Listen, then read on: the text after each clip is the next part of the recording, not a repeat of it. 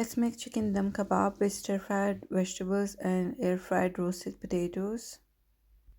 I'm using chicken keema here. You can use beef, mutton, lamb or whatever keema you have or whatever keema you like. You just have to make sure that the keema is dry. There's no water in it because we are adding a lot of vegetables and yogurt as well, which releases a lot of water. Mix everything and take a cold pan. This is not hot. Put some water on your hands and just make small kebabs. Arrange them in the pan the way I'm doing it. Leave some gap in between the kebabs because these kebabs release a lot of water. Drizzle just 1 tablespoon of oil on them because these kebabs will get cooked in their water only. Once the water becomes dry, flip them and then you can just roast them in the pan and you don't have to worry about them breaking apart. Cold smoke is totally optional here. If you wanna do it, you can do it or you can just leave it or skip it.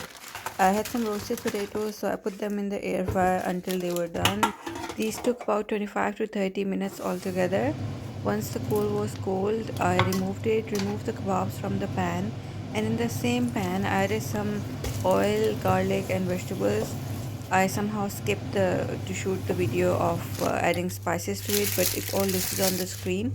So add everything, stir fry, and then just enjoy with some paratha, or it can go very well with some herb rice or garlic rice as well.